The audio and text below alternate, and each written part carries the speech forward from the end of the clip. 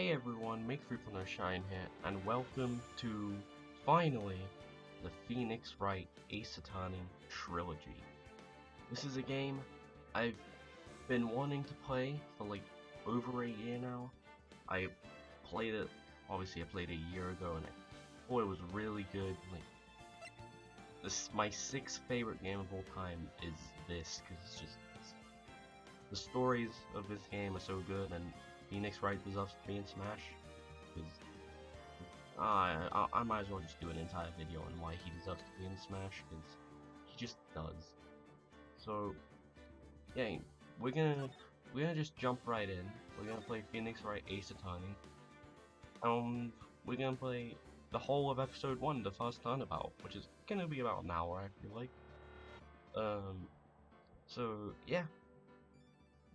Just so you know, this is gonna be more story heavy. This isn't gonna be me cracking jokes every like 2 seconds.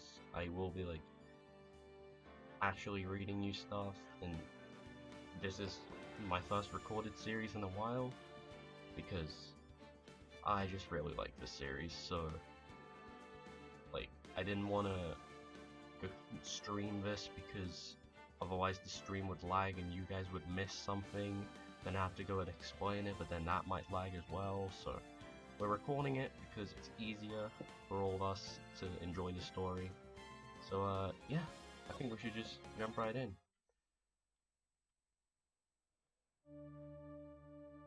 That is blood.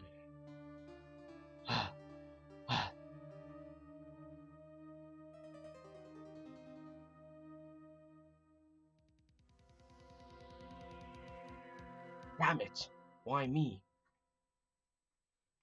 I can't get caught. Not like this. I've got to find someone to pin this on. Someone like him. I'll make it look like he did it.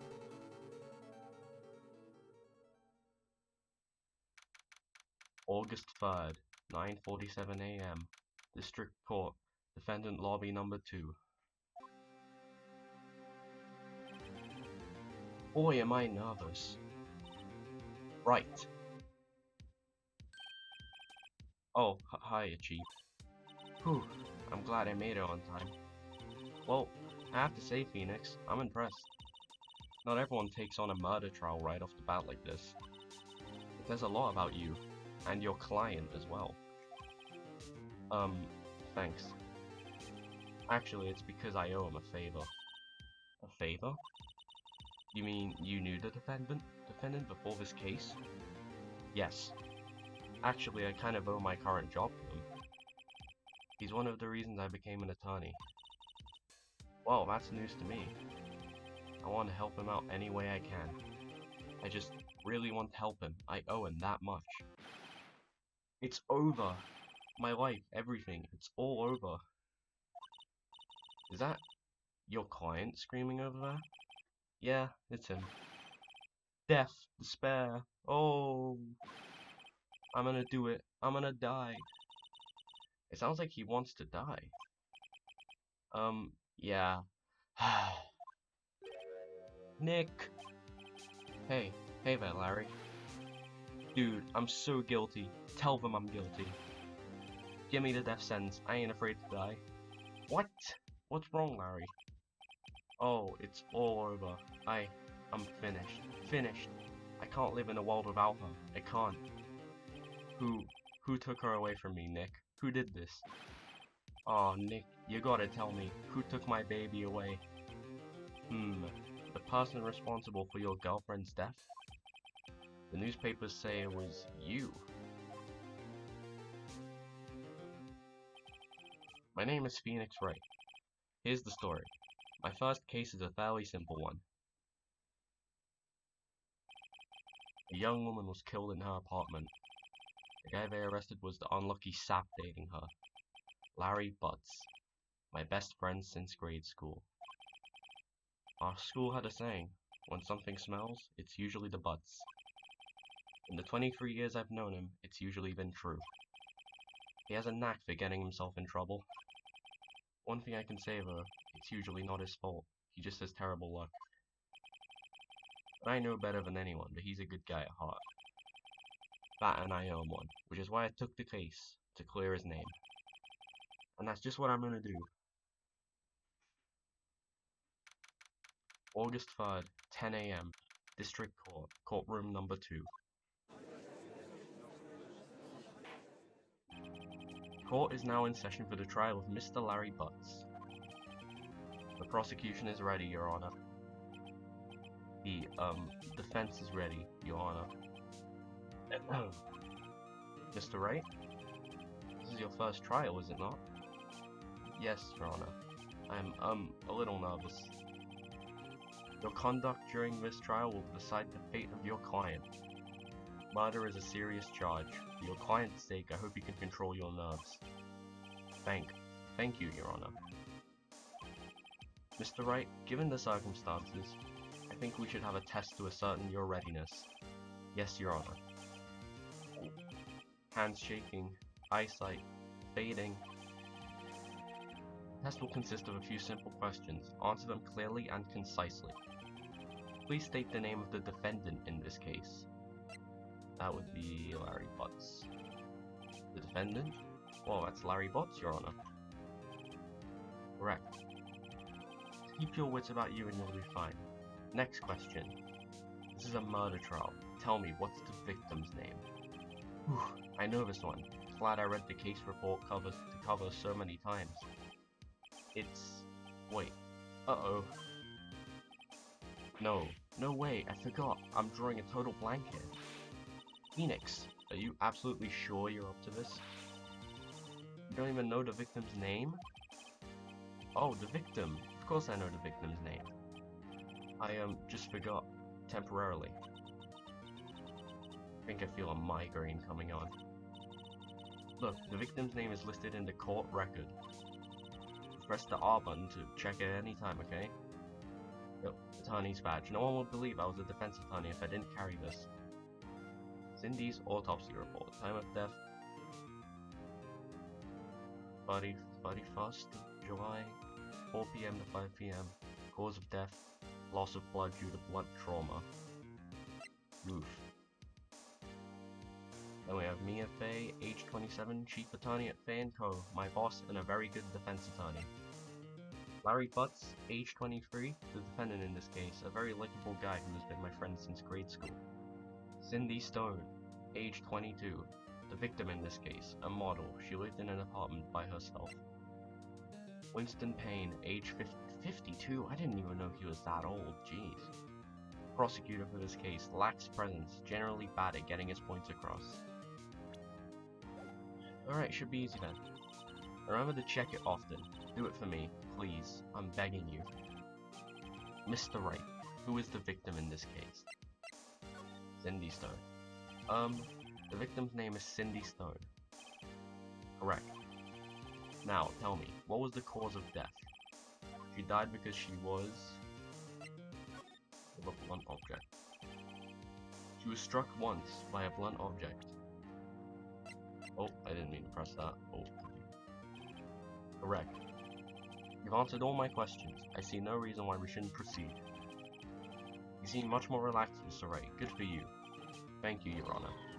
Because I don't feel relaxed, that's for sure. Well then. First, a question for the prosecution. Mr. Payne? Yes, Your Honor? As Mr. Wright just told us, the victim was struck with a blunt object. Would you explain to the court just what that object was? The murder weapon was this statue of the thinker.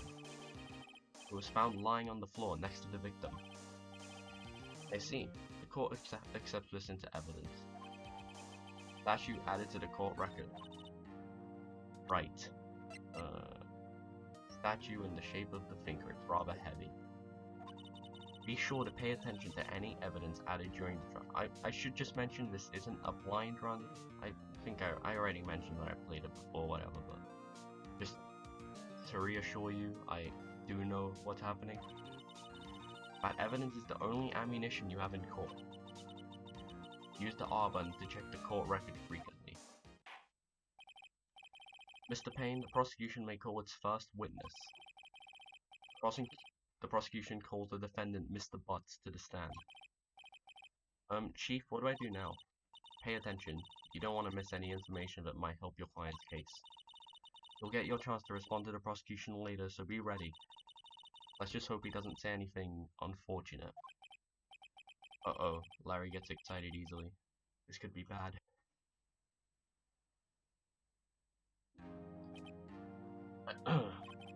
Mr. Butts, is it true? Is it not true that the victim had recently dumped you? Hey, watch it, buddy. We were great together. We were Romeo and Juliet, Cleopatra and Mark Antony. Didn't they all die? I wasn't dumped. She just wasn't taking my phone calls, or seeing me, ever. What's it to you, anyway? Mr. Butts, what you describe is generally what we mean by dump. In fact, she had completely abandoned you, and was seeing other men. You had just returned from overseas with one of them the day before the murder. What do you mean, one of them? Lies, all of it, lies. I don't believe a word of it. Your Honor, the victim's passport. According to this, she was in Paris until the day before she died. Passport added to the court record. The victim apparently arrived home from Paris on the 30th of July, the day before the murder. Indeed, she appears to have returned the day before the murder. Dude, no way.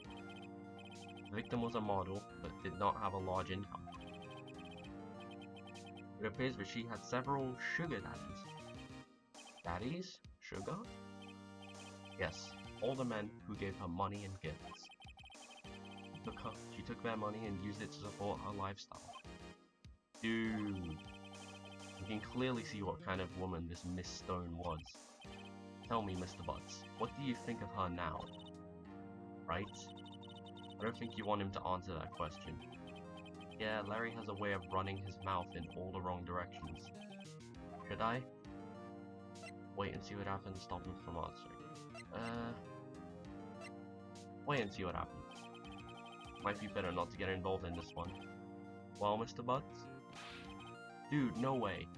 That cheating she-dog. I'm gonna die. I'm just gonna drop dead. Yeah, and when I meet her in the afterlife, I'm going to get to the bottom of this. Let's continue with the trial, shall we? I believe the accused's motive is clear to everyone. Yes, quite. Oh boy, this is so not looking good. Next question. You went to the victim's apartment on the day of the murder, did you not? Ooh. Well, did you or did you not? Huh? Well, maybe I did, and maybe I didn't. Uh-oh, he went. What do I do? Have him answer honestly. I know, I'll send him a signal. Tell the truth. Yeah, I was there. I went. Order. Well, Mr. Butts? Dude, chill. She wasn't home, man, so like, I didn't see her. Dude, I forgot about his objection sound. Terrible. Your Honor, the defendant is lying. Lying? Prosecution would like to call a witness who can prove Mr. Butts is lying. Well, that simplifies matters. Who is your witness? The man who found the victim's body, just before making the gruesome discovery. He saw the defendant fleeing the scene of the crime. Order! Order in the court! Mr. Payne, the prosecution may call its witness. Yes, Your Honor. This is bad. On the day of the murder, my witness was selling newspapers at the victim's building. Please bring Mr. Frank Sowett to the stand. Yep, that's him. Smug looking as always. Mr. Sowett? It's a pun, Mr. Sowett. Mr. Sowett, you sell newspaper subscriptions, is this correct? Oh yes, newspapers, yes. Mr. Sowett, you may proceed with your testimony. Please tell the court what you saw on the day of the murder. Witness's account. I was going door to door selling subscriptions when I saw a man fleeing an apartment. I thought he must be in a hurry because he left the door half open behind him. Thinking it strange, I looked inside the apartment. Then I saw her lying there, a woman, not moving, dead. I quailed and frightened, found myself unable to go inside. I thought to call the police immediately. However, the phone in her apartment wasn't working. I went to a nearby park and found a public phone. I remember the time exactly. It was 1 PM. The man who ran was, without a doubt, the defendant sitting right over there.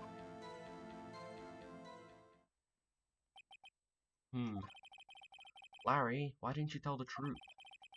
I can't defend you against a testimony like that. Incidentally, why wasn't the phone in the victim's apartment working? Your Honor, at the time of the murder, there was a blackout in the building. Blackout.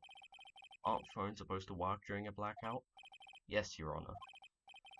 However, some cordless phones do not function normally. The phone that Mr. Sawit used was one of those.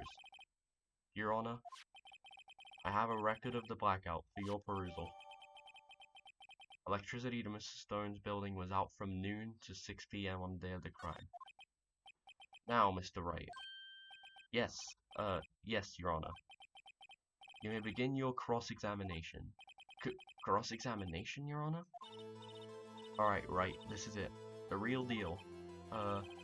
What exactly am I supposed to do? Why, you exposed the lies in the testimony the witness just gave. Lies? What? He was lying? The client is innocent, right? And that witness must have lied in his testimony. Or is your client really guilty? How do I prove he's not? You hold the key. It's in the evidence. Compare the witness's testimony to the evidence at hand. There's bound to be a contradiction in there. First, find contradictions between the court record and the witness's testimony. Then, once you've found the contradicting evidence, present it and rub it in the witness's face. Okay.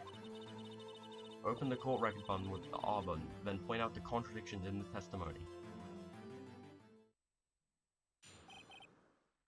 Cross-examination. I was going door to door, so okay, I don't need to read this all again. Alright, let's see. I don't feel like I have to. We're gonna press. Isn't a man leaving an apartment a common sight? I find it odd you would take notice of it. I don't know. He just seemed strange to me, that's all. Like he was mad, and yet frightened at the same time. Just like a criminal fleeing the scene of a crime. The defense requested the witness refrain from conjecture. Of course, what the witness means is that the man he saw looked suspicious. What happened next?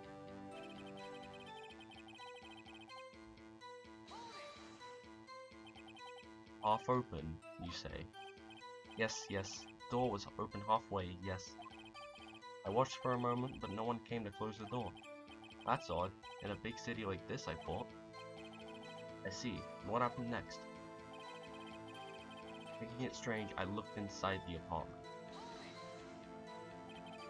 What gave you the idea to do that? Oh, the door was half open, you see. Isn't it only human to want to peek? You climb mountains because they are there. It's the same thing. Truer words have never been spoken. Anyone would look inside. Why did pain cut him off so quickly? So, you looked into the apartment. What happened then?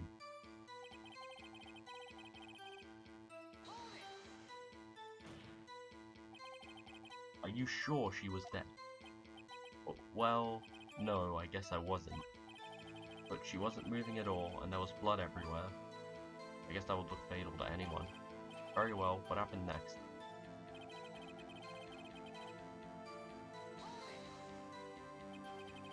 So, you didn't touch anything in the apartment? Yes, I mean, no, nothing. Okay, what happened next? I thought to call the police immediately. You thought to call the police? Does that mean you didn't actually call them? Please, listen to the rest of the testimony. You thought to call the police, what happened next? But the phone in her apartment wasn't working. The phone in her apartment wasn't working? Yes, I mean, no, it wasn't, right. But you said you didn't go into the apartment, or did you? Oh, that? I can explain that. There was a cordless phone on a shelf in the entranceway. I reached inside and tried to use that to call. And that phone wasn't working, correct? What happened next? I went to a nearby park and found a public phone. Why use a public phone? Well, you see, I don't have a cell phone. And being the middle of the afternoon, there was no answer at the nearby apartments. Ah, right. What time did you call again? I remember the time exactly, it was 1 PM. Right, let's see. Time of death, 4 PM to 5 PM. Objection! You found the body at 1 PM. You're sure? Yes, it was 1 PM for certain. Frankly, I find that hard to believe. Get it? Frankly? Frank, so what? I want to.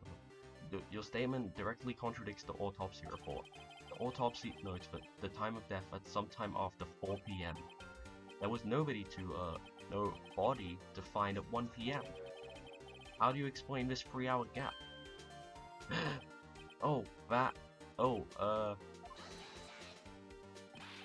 This is trivial. Witness merely forgot the time. After his testimony, I find that hard to believe. Mr. Sawit, why were you so certain that you found the body at 1 PM? Gee, that's a really good question. Great job, Wright. Way to put him on the spot. That's all you have to do. Point out contradictions. Lies always beget more lies. See through one, and their whole story falls apart. Wait, I remember now.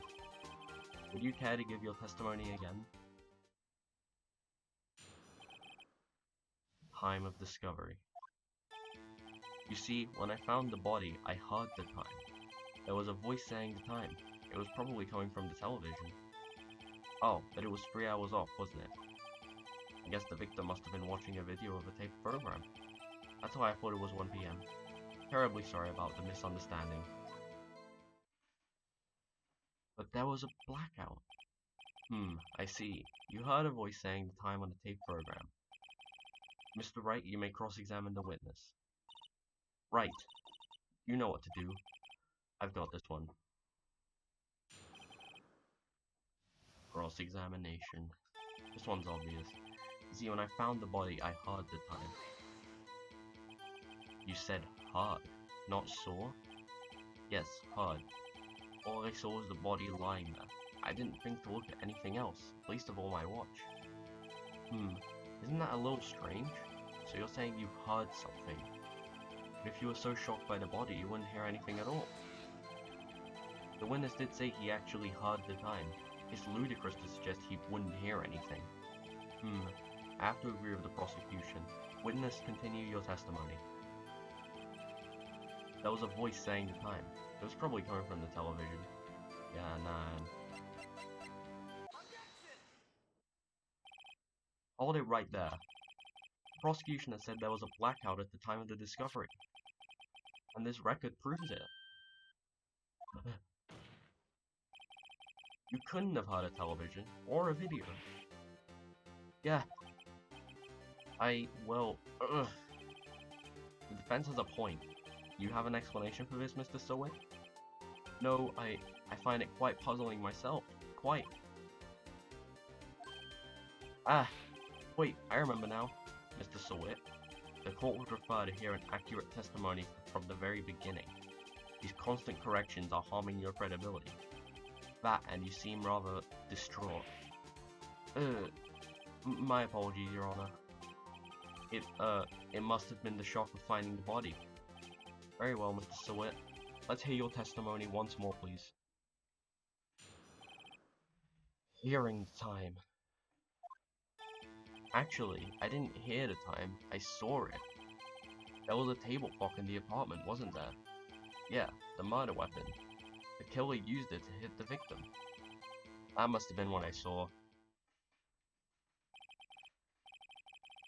You saw a clock? I guess that would explain it. The defense may cross-examine the witness. Gladly. Hearing the time, cross-examination. Oh, my back hurts, okay. Actually, I didn't hear the time I saw it. Strikes me as a very suspicious mistake. Yes, I can see how you'd be a little doubtful. I'm really sorry, I only just remembered that table clock. A table clock? There was a table clock in the apartment, wasn't there? Table clock? Was there a clock at the scene? This is the first I've heard of it. Yeah, the murder weapon to kill it. Table clock. Wait just a moment. The murder weapon wasn't a clock. It was this statue.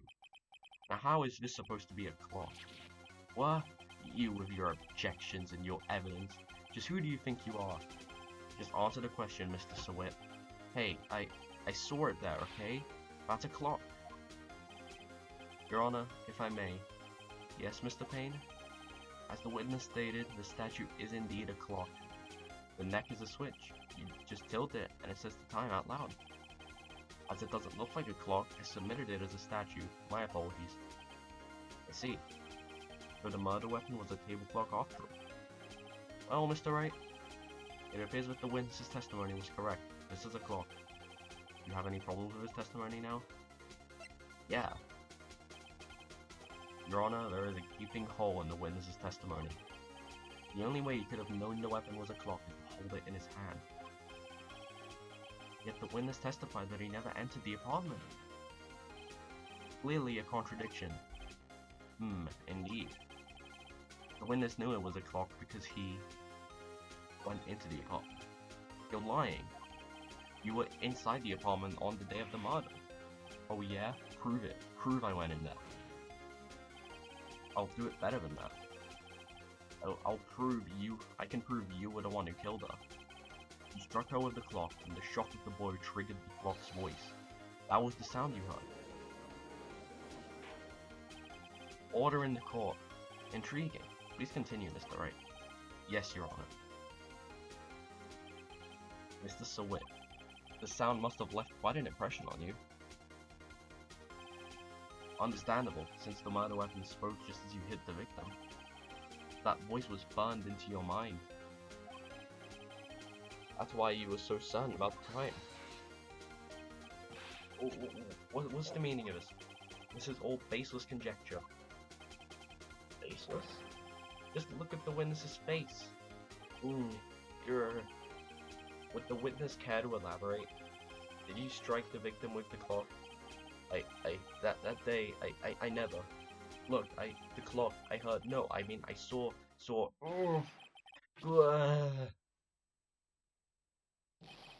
Shut up. I hate you. It was him, I tell you. I saw him. He killed her, and she should burn. Burn. Give him death. Order. Order in the court, I say. Your Honor, a moment, please. I'm sorry, I can't really do the breakdowns that the victims have. Not the victims, the murderers have right now. Because, you know, I can't scream. There isn't a shred of evidence supporting the defense's claims. Mr. Wright, Your Honor, you claim the sound the witness heard came from the clock. Do you have any evidence? The whole case is riding on this. I'd better think it through carefully. Your Honor, the sound Mr. Sawit heard was definitely this clock. The fact which is clear be simply...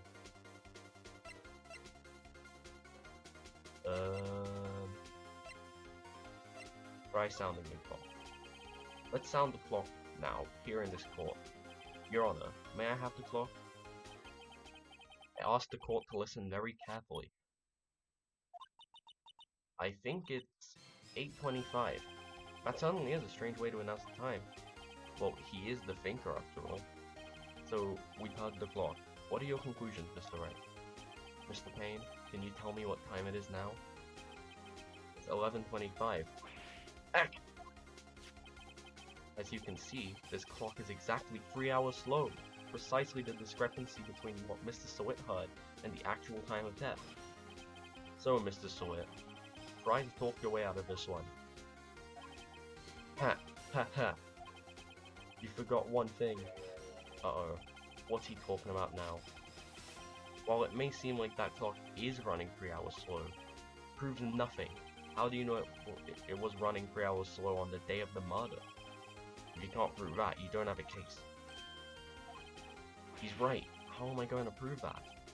Damn it, I was so close. Mr. Wright? It seems you lack the critical evidence to support your claim. Yes, Your Honor. This means I cannot let you indict the witness. Unfortunately, this ends the cross-examination of Mr. Frank Sawit. I come all the way down here to testify, and look what happens. You treat me like a criminal. A criminal! You lawyers are all slime.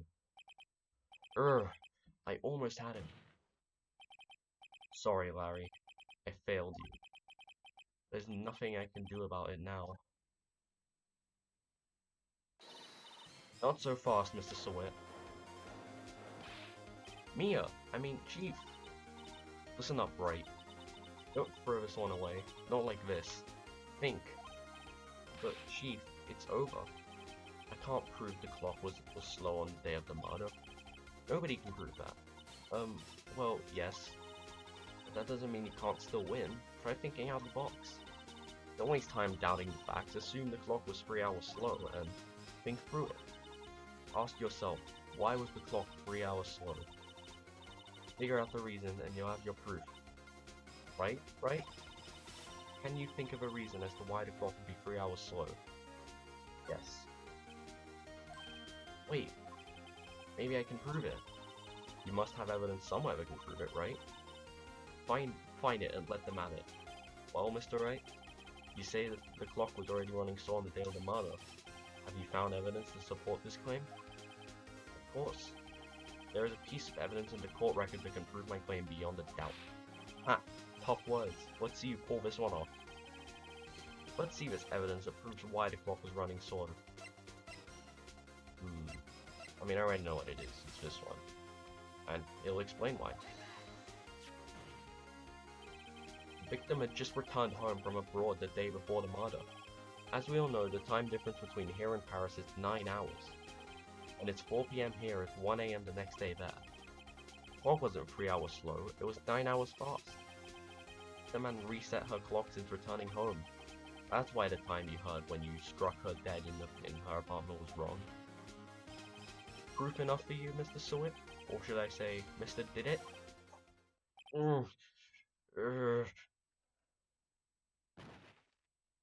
Gross.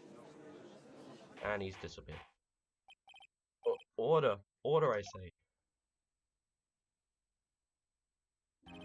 Well, this case has suddenly turned out differently than we all expected. Mr. Payne, your witness? He was arrested and has been taken away, Your Honor. Very well. Mr. Wright? Yes, Your Honor. I have to say, I'm impressed. I don't think I've ever seen someone complete a defense so quickly. And find the true culprit at the same time. Thank you, Your Honor. At this point, this is only a formality, but this court finds the defendant, Mr. Larry Butts, not guilty.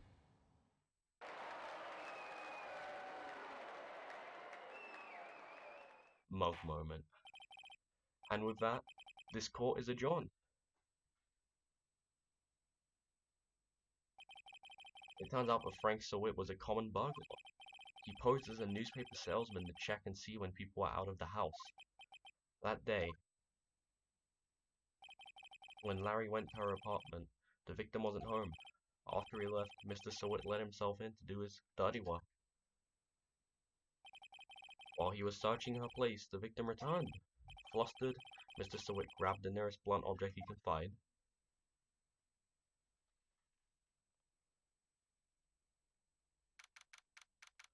Yeah, that did happen. August 3rd, 2:32 PM. District Court. Defendant Lobby number 2. Whew, I still can't believe we won. Right, good job in there. Congratulations. Thanks, Chief. I owe it all to you. Not at all, not at all. You fought your own battles in there. It's been a while since I've seen a trial end on such a satisfying note. I've never seen the Chief looking this happy. If she's this glad, imagine how Larry must feel. My life is over. Larry, you're supposed to be happy. What's wrong now? Aw, Nick. Don't worry about me. I'll be dead and gone soon. Good. Wait, no. I mean, bad. Bad, bad, bad. Larry, you're innocent. The case is closed. But my Cindy Windy's gone, man. Gone forever. Larry, she was a... Nah, never mind. Congratulations, Harry. Harry? Yes, you. I can practically see the headlines now. Harry Butts. Innocent. Heh, thanks. I really owe you one. I know that in American that Harry Butts is funnier. I won't forget this, ever. Let's celebrate. Dinner, movie, my treat. Oh, no, I couldn't. Hey, I was the one who got you off the hook. Oh, hey. Here, take this. It's a present. A present? For me? Wait, wasn't this the evidence that... Actually, I made this clock for her. I made one for her and one for me. Really? You? You made this? Well, thank you. I'll keep it as a memento. Yo, Nick. Can you believe it? I was so into that chick. And she was just playing me for a fool. Don't that make you just want to cry? Larry. Are you so sure? Squeeze me? I think she thought quite a lot of you in her own way. Nah, you don't gotta sympathize with me, it's okay. Oh, I'm not just sympathizing, really. Isn't that right, Wright? Don't you have something to show your friend? Something that proves how she felt about him? Huh? Oh, yeah, right. What the heck is she talking about? What about that? Check this out, Larry. Proof positive you aren't just some chump, huh? What about that clock? This is the clock you made for her, Larry. And she took it with her when she traveled.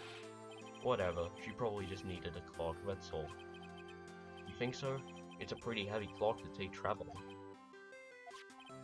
Well, make of it what you will. Hey, Nick. I'm glad I asked you to be my lawyer. Really, I am. Thanks. Hope that made him feel a little better. Right? I hope you see the importance of evidence now. Also, hopefully you realize things change depending on how you look at them. People, too. We never really know if our clients are guilty or innocent. All we can do is believe in them. Oh, Jesus. And in order to believe in them, you have to believe in yourself. Right. Listen, learn, grow strong. Never let go of what you believe in. Never. Well, I think our work here is done. Shall we be off? Yeah, I guess so. Say, how about dinner? On me. We'll drink a toast to innocent butts. Yeah. Oh, speaking of Harry, you were saying part of why you became a lawyer was because of him. Yeah. Part at least. You'll have to tell me more about it sometime. Maybe over drinks? And so, my first trial came to a close. Larry slapped me on the back and said, "Gee, Nick, it's good to have friends." But I'm pretty sure he's not going to pay us, unless you count the clock he gave Mia. I didn't know it then, but that clock was soon going to be at the center of another incident. And my promise to tell the chief about me and Larry would be one promise that I wouldn't be able to keep. The end.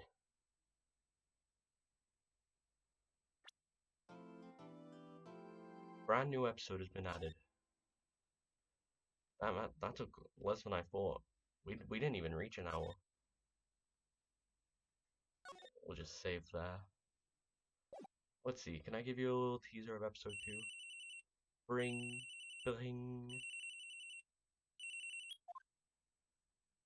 Hello, this is Maya. Hey Maya, it's me. Mia, what's up? You haven't called in a while. This song is so good.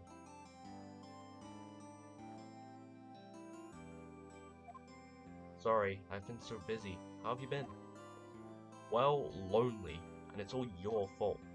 Nah, I'm just teasing. I've been great. I'm finally getting used to having my own place. That's good to hear. Actually, I'm calling because I have a favor to ask. I know. You want me to hold evidence for you? Sharp as always. There's a lot of buzz about the upcoming trial. I just don't feel safe keeping the evidence here. I gotcha. So, what is it this time? It's a clock. A clock? Yeah, it's made to look like that statue, the thinker. And it tells you the time. I thought you might like it. You always liked toys. Hey, I'm not a little girl anymore, sis. Now. You know I'm only teasing.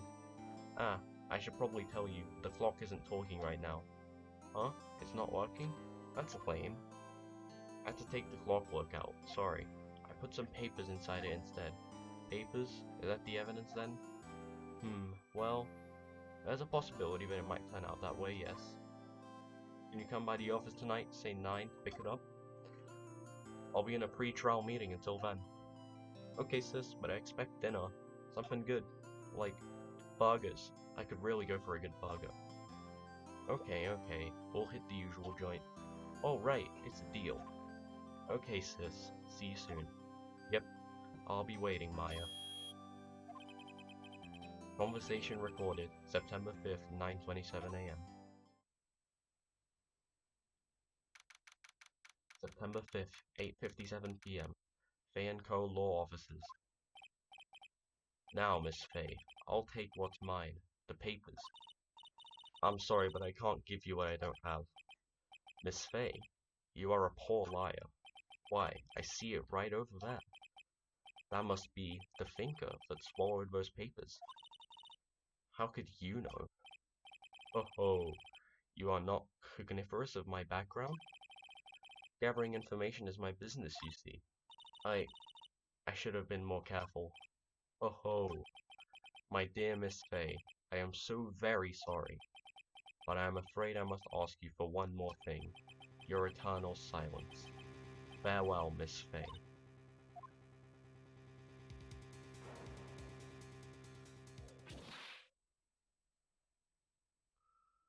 Yep. Red, white, blue.